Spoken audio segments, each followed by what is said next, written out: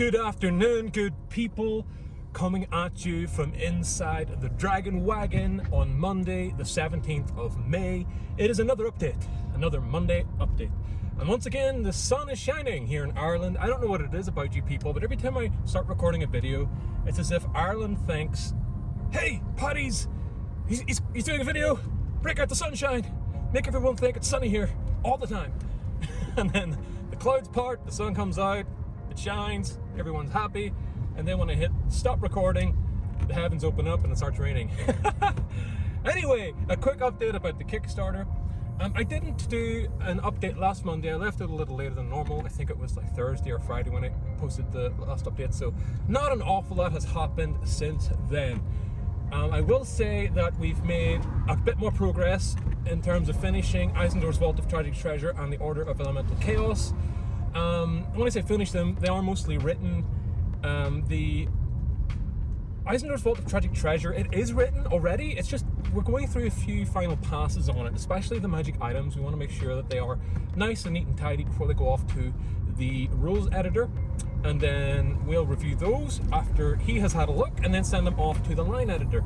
So I'm a big believer, being an author who writes novels, I have worked with editors for years now, and I'm a big believer in making sure your manuscript is nice and clean as possible, within reason, before you send it off to the editor. I'm not a fan of sending a big steaming pile of horseshit to an editor and expecting them to do all of the work for you.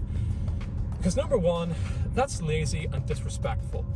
Number two, you're making the editor do work you should have done, and so they're not able to focus on their job, which is to make the writing nicer and picking up any mistakes you made, and fixing any grammatical issues, any sentence structure issues that you may have missed.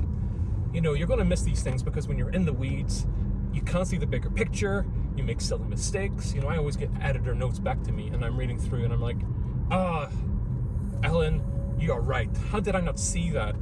And then sometimes she shouts at me because I do the same thing in the next book, as if I didn't learn, and I deserve it. I love my editors. So this editor, this project, Eisendoor's Vault of Tragic Treasure, is going to go off to Steve Fiddler, who will be doing a rules check on everything. And then when we get that back and review it ourselves and tidy anything up that needs tidied up, we will send it up to Elisa Herzbrunner, who is going to do the line edit. And they have both done incredible work in the past. It's our first time, our company's first time working with them, but they come highly recommended from several people, and I've had a look at their work and it is incredibly, what's the word? Impressive. They have a huge amount of work behind them, and they're really great people. I've had chats with them on and off, and I really look forward to working with those guys on this project. It's going to take the book Eisendoor's Vault of Tragic Treasure to a whole new level. It's not just polished homebrew. It's going to be this really professional, lovely, polished, finished piece of professional content. On top of that, we have cloaks. So we're working on something called the Cloaks campaign for Patreon, and that's going really well. And we haven't really made a proper announcement. We're hoping to launch this at the beginning of June, and also a Twitch stream, launching it within a few weeks of the Patreon going live.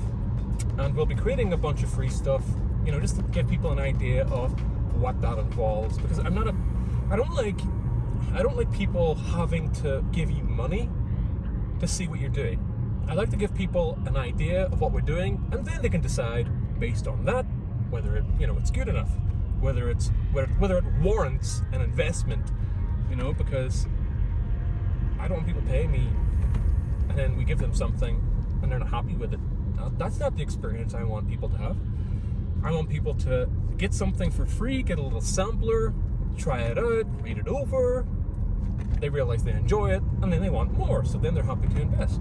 To me that's fair, that makes more sense. Anyway, that's the Brown Cloaks. Is going to be the Twitch stream. So essentially the Brown Cloaks is going to be where the players start in this campaign, And the brown cloaks are the lowest rung on the ladder. They're as you can imagine, being called brown cloaks, the people who do all the shoveling in the streets. They dig graves, they go through the sewers, they do all the horrible things no one else wants to do. And then there are other cloaks, let's say tiers in the structure of the militia in the various cities in the kingdom, and they all, take care of different things.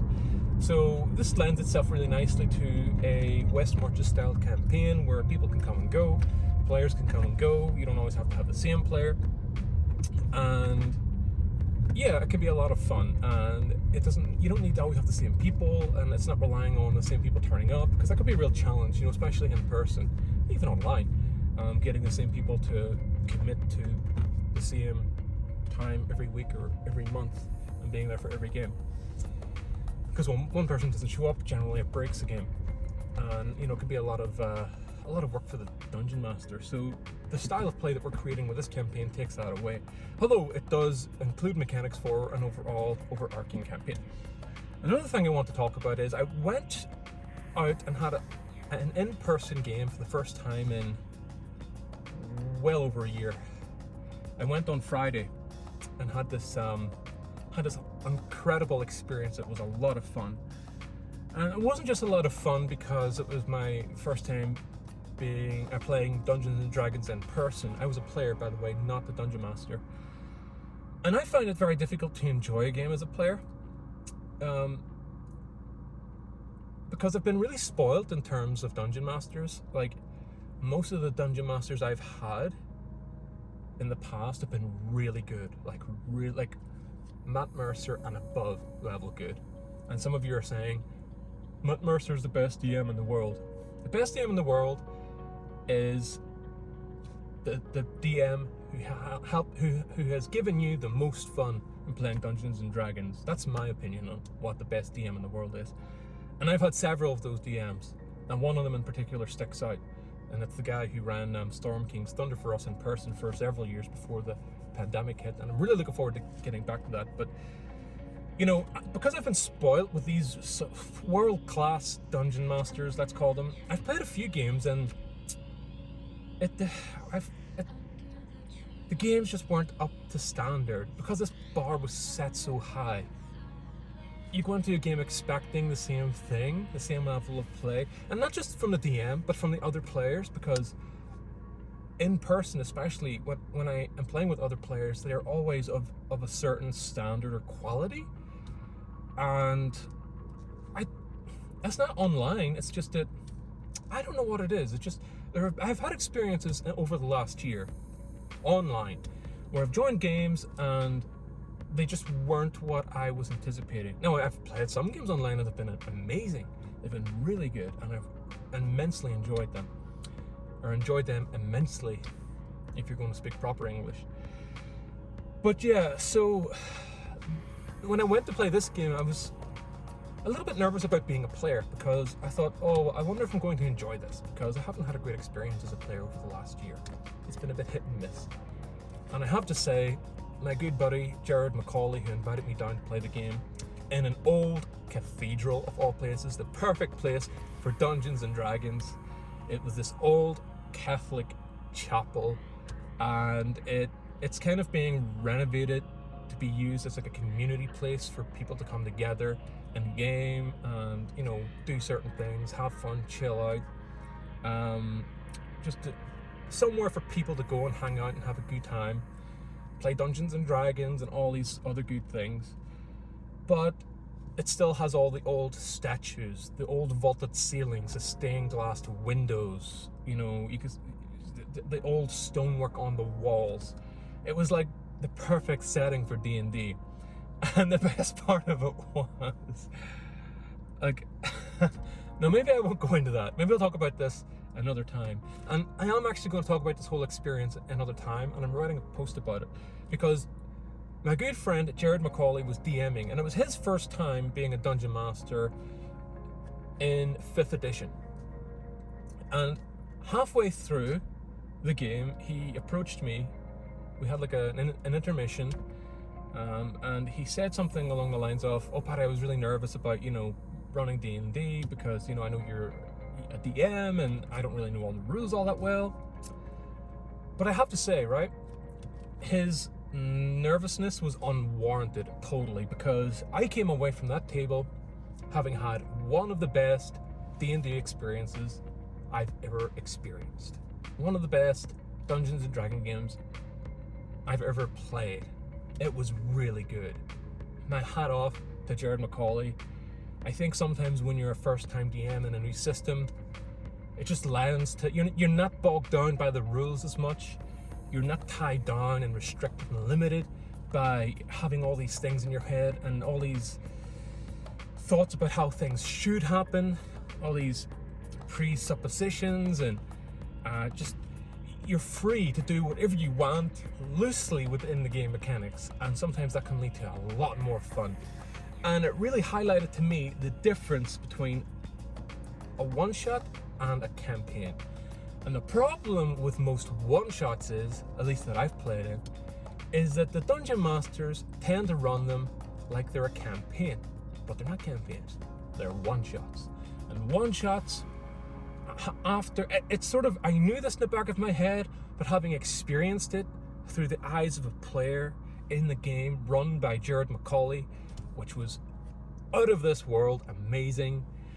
Having experienced that, it really cemented this idea that one-shots are a completely different game than campaigns. So they need to be run completely in a completely different manner. And so what does that mean?